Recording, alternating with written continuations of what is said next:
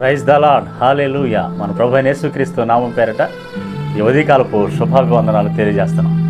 దేవుని బిడ్డలారా, దేవుని కృపలో యేసయ్య ఇచ్చిన రక్షణతో కుటుంబాల్లో ఆ రక్షణ సాక్ష్యాన్ని కాపాడుకుంటూ మనం అనేకుల్ని ప్రభు వైపు నడిపించాలనేది దేవుని యొక్క ఉద్దేశమై ఉన్నది. అందుకని దానియేలు గ్రంథం 12వ అధ్యాయం 3వ వచనంలో, బుద్ధిమంతులైతే ఆకాశ మండలములోని జ్యోతులను పోలిన వారై ప్రకాశించెదరు. నీతి మార్గమును అనుసరించి నడుచుకొనున్నట్లు ఎవరు అనేకులను త్రిప్పుదురో వారు నక్షత్రము వలె నిరంతరము ప్రకాశించెదరు. హల్లెలూయా, ప్రైజ్ ద లార్డ్.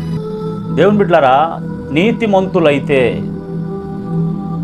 ఎవరు అనేకులను యేసు వైపు నడిపిస్తారో, నీతి మార్గమును అనుసరించి నడుచుకొనున్నట్లు ఎవరైతే ఆయన వైపు నడిపిస్తారో, ఆయన వైపు త్రిప్పుతారో వారు నక్షత్రం వలె నిరంతరము ప్రకాశిస్తారంట. హల్లెలూయా.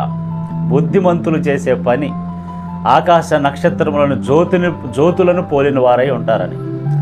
ఈ బుద్ధిమంతులకున్న మంచి లక్షణం ఏంటంటే అనేకుల్ని ఆయన వైపు త్రిప్పుతారు. మనం రక్షించబడిన తర్వాత దేవుడు నన్ను దీవించాలి, నన్ను ఆశీర్వదించాలని మనం అదే పనిగా ఏదో ఒకటి, నా బిడ్డను ఆశీర్వదించాయా, నా భర్తను ఆశీర్వదించాయా, నా పనిని ఆశీర్వదించాయా, నన్ను ఆశీర్వదించాయా, ఇదే ప్రార్థనలు చేస్తాం. కానీ నన్ను రక్షించిన దేవా, నా ఎదుటి వారిని, నా పక్కన ఉండవాళ్ళని, మా ఇంటి వెనక ఉండవాళ్ళని, నన్ను తిట్టేవాళ్ళని, నన్ను నిందలేసే వాళ్ళని, నా భర్తని, నా కుటుంబాన్ని కూడా రక్షించు ప్రభువా అని మనము ఉండలేకపోతా ఉన్నాం. ఈరోజు అదే చెప్తున్నాడు. బుద్ధిమంతులైతే, ఎవరైనా రక్షణ కోసం ఎదురు చూసేవాళ్ళు, వీళ్ళకి రక్షణ అవసరం అని అన్నప్పుడు నశించిపోతున్న ఆత్మల విషయమై మౌనంగా ఉండరు.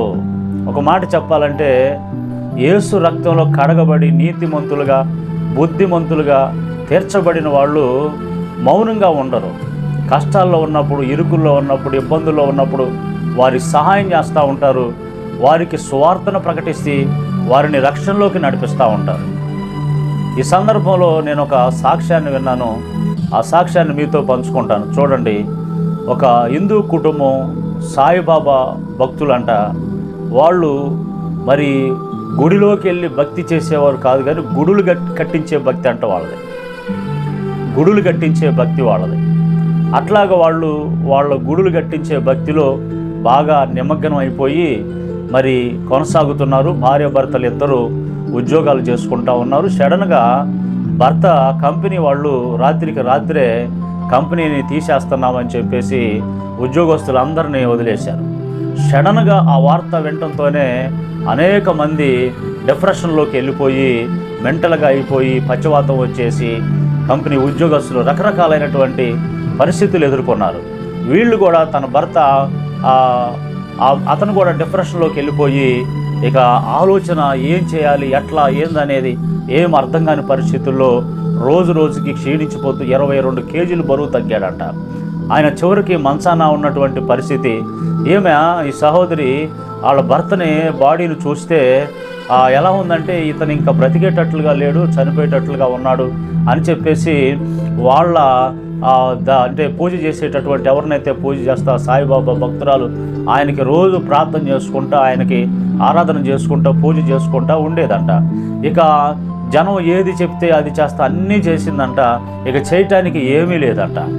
ఇక ఏమేం చేసిందంటే, నా భర్త ఎటు చనిపోయేటట్టు ఉన్నాడు, ఇక ఆయనకన్నా ముందు నేనే చనిపోతే బాగుంటుందని ఏమే మరి యాసిడ్ తీసుకొని బాత్రూంలోకి వెళ్ళి మరి తాగి చనిపోదామని బాత్రూంలోకి వెళ్ళిందంట. అక్కడికి వెళ్ళి మూత తీస్తే యాసిడ్ పొగలు వచ్చేస్తూ ఉంది. ఇది ఏడుస్తూ ఉందేమా, ఇది తాగగలుగుతానా లేదా, ఇది తాగితే మరి నేను ఏమైపోతాను, ఎట్లా ఆత్మహత్య చేసుకోవటం అంటే ఇదేనేమో అని ఆమె దుఃఖంతో ఏడుస్తా, కన్నీళ్లు గారుస్తా అట్లాగనే ఉంటే 2004లో బిఎస్ఎన్ఎల్లో రింగ్ ఫోన్ ఉందంట వాళ్ళ ఇంట్లో, ల్యాండ్ లైన్, అది మోగుతూ ఉందంట, ఒకే మైనంగా మోగుతూ ఉందంట. ఏమేమో ఆత్మహత్య చేసుకుందాం అన్న ఆలోచనలో ఉంది. ఇక ఆ ఫోను బాగా ఎక్కువగా మోగుతుంటే వచ్చేసిందంట. ఫోన్ ఎక్కువగా మోగుతూ వచ్చేస్తూ ఉంటే ఆ ఫోన్లో ఒక సహోదరి వాళ్ళ ఫ్రెండ్ అంట, ఎలా ఉన్నావు లత, ఏం చేస్తున్నావు అని చెప్తే, ఏమప్పటికి ఏడుస్తూ ఉంది కదా, ఆ దుఃఖంతోనే ఇట్లా ఏడుస్తున్నానని చెప్తే, ఉన్న విషయం అంతా కూడా సహోదరితో పంచుకుంటే, వలేదాన్ని నువ్వు అట్లా ఎందుకు ఇలా ఎందుకు అని చెప్పేసి ఆ అమ్మాయి, నువ్వు వైజాగ్ వచ్చేసాయి, నేను అక్కడ నీకు ఏర్పాట్లు చేస్తాను, మా ఫ్రెండ్స్ అందరితో మాట్లాడతాను, మీరు ఏదో ఒక బిజినెస్ పెట్టుకోవచ్చు, ఎందుకు అలా అయిపోవటం, మేము ఎంతమంది ఉన్నాం కదా, మీరు చనిపోవాల్సిన పరిస్థితి ఎందుకని చెప్పేసి అలా చెప్పితే, ఎట్లో కట్ట తన భర్తను కన్విన్స్ చేసుకొని 3 రోజులు వైజాగ్ వెళ్ళిపోయింది.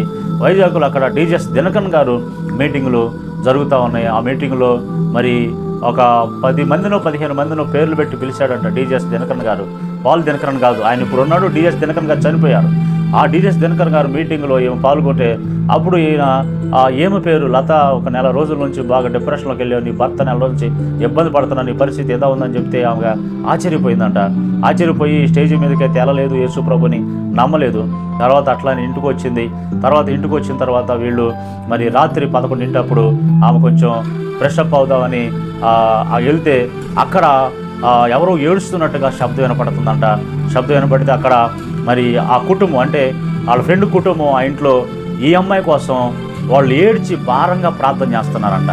ప్రార్థన చేస్తూ ఉంటుంటే, అయ్యో నా గురించి వీళ్ళు ఇట్లా ఏడవటం ఏంది, ఇట్లా భారంతో ప్రార్థన చేయటం ఏంది అని చెప్పేసి ఆమెకు ఆలోచన వచ్చి, క్రైస్తవులు అంటే ఇట్లా ఉంటారు కావాలా, వాళ్ళ ప్రేమ ఇలా ఉంటుంది కావాలా అని చెప్పేసి అలాగున మరి అనుకొని చిన్నగా అట్లా ప్రభువుని గురించి తెలుసుకుంది. తర్వాత ఇంటికి వచ్చింది. మరి ఒక సంఘటనలో ఏంటంటే, మరి తన భర్త చిన్నగా కోలుకోవటం ప్రారంభించి ఆమె ప్రార్థన చేసుకోవటం ప్రారంభించింది. ఒక సంఘటన అడిగిందంట ప్రభుని, ప్రభువా పలానా తారీఖు కల్లా నా భర్తకి ఏదో ఒక ఉద్యోగం వస్తే నేను పూర్తిగా నేను నమ్ముతాయనని.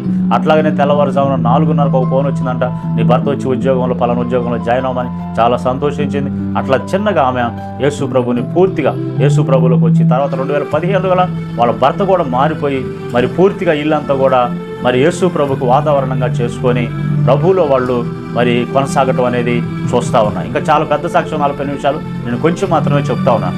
ఇక్కడ విషయం ఏంటంటే, వీళ్ళు ఇంత బాధలో, ఇంత కన్నీళ్ళు, ఇంత వేదనలో ఉన్న ఈ పరిస్థితుల్లో వీళ్ళని ప్రభువులోకి నడిపించాల్సినటువంటి బాధ్యత ఎవరికి వచ్చింది? వాళ్ళ ఫ్రెండ్కి వచ్చింది. ఆమె ఆ దొడ్లో ఆత్మహత్య చేసుకుందని బాటిల్ పట్టుకున్న సమయంలో క్రైస్తవురాలైన వాళ్ళ ఫ్రెండ్ ఫోన్ చేయటం, ఆ ఫోన్లో మాట్లాడటం, ఆ కడుపులో ఉన్నదంతా వాళ్ళ ఫ్రెండ్కి చెప్పుకోవటం, వైజాగ్ పిలుచుకోవటం, డీజీఎస్ దినకర్ గారి మీటింగ్లో పాల్గొనటం, అక్కడ ఆయన దేవుడు ఆమెను పిలవటం, ఇవన్నీ కూడా ఆ కుటుంబం అంతా ప్రభువులోకి రావటానికి సహాయం చేశాయి. దేవునికి స్తోత్రం, హల్లెలూయా. ఇంకా చాలా సంఘటనలు ఉన్నాయి నా ప్రియ దేవుని బిడ్డలారా. ఎందరూ అనేకులని త్రిప్పుదురో వారు నక్షత్రం వలె నిరంతరము ప్రకాశిస్తారు. హల్లెలూయా. అనేకుల్ని ప్రభు వైపు చెప్పాల్సిన బాధ్యత మనకు ఉంది. చూడండి, ఇంకెంతమంది నీ కళ్ళ ఎదుట నశించిపోతూ ఉన్నారు. నీ భర్తకు రక్షణ ఉందా? నీ పిల్లలకు రక్షణ ఉందా? నీ ఇంటి ఎదురు వాళ్ళకి రక్షణ ఉందా? నీ బంధువులకు రక్షణ ఉందా? ఇరుగు పొరుగు వాళ్ళకి రక్షణ ఉందా? మీ తల్లికి రక్షణ ఉందా? నా ప్రియ దేవుని రక్షణ లేని వారి విషయమై మనము భారం కలిగి ఉండాలి. చూడండి, మన కళ్ళ ఎదుట ఎంతమంది నశించిపోతూ ఉన్నారో నా ప్రియ దేవుని బిడ్డలారా. చూడండి, సమరయ స్త్రీ ఆమె మారు మనసు పొందిన తర్వాత ఊర్లో వాళ్ళందరికీ సాక్ష్యం చెప్పి యేసు ప్రభు దగ్గరికి అనేకుల్ని నడిపించింది. మరి నువ్వు రక్షించబడి ఎన్నాలైంది? మందిరానికి వస్తే ఎన్నాలైంది? వాక్యం వెంట ఎన్ని రోజులైంది? బాప్తీసం తీసుకొని ఎన్ని రోజులైంది? ఒక్కళ్ళనన్న ప్రభు దగ్గరికి నడిపించావా? ఒకవేళ నువ్వు నడిపిస్తే నిరంతరము ప్రకాశిస్తూ ఉంటావు. ఆకాశ నక్షత్రాలు ఏమండి ఎలా ప్రకాశిస్తాయో అలాగూ నువ్వు నిరంతరము ప్రకాశిస్తూ ఉంటావు. నీ ముఖం చూస్తే ఎప్పుడు ప్రకాశవంతమైన వెలుగు కనిపిస్తూ ఉంటుంది. ఎప్పుడు నా ప్రియ దేవుని బిడ్డలారా, ఎవరినైతే నువ్వు రక్షణలోకి నడిపిస్తావో, ప్రభు వైపు త్రిప్పుతావో, దానిలో సంతోషం ఉంది, సమాధానం ఉంది, నువ్వు తేజస్సుతో వర్ధిల్లుతూ ఉంటావు. ఆ కృప మనందరికీ, ఈ మాటలు వింటున్న మీకు ప్రభు అనుగ్రహించునుగాక. నచ్చినట్లయితే ఇతరులకి షేర్ చేయండి, ప్రార్థనలో ఏకీవించండి. సర్వకృప అనేది గెలిసాయా నీ గొప్ప మాటలకు స్తోత్రాలు నాయన. మేము రక్షించబడి మౌనంగా ఉండకుండా ఒక ఆత్మనైనా నీ వైపు త్రిప్పే కృప మాకు దయచేయండి. అలా త్రిప్పిన క్షణంలో నక్షత్రం వల్ల నిరంతరము నాయన తండ్రి ప్రకాశిస్తామని చెప్పావు. ఆ అనుభవంలో నీ వాక్యం వింటున్న రక్షించబడిన బిడ్డలు అందరికీ దయచేయమని యేసు నామములో ప్రార్థిస్తున్నాం తండ్రి. ఆమేన్, ఆమేన్.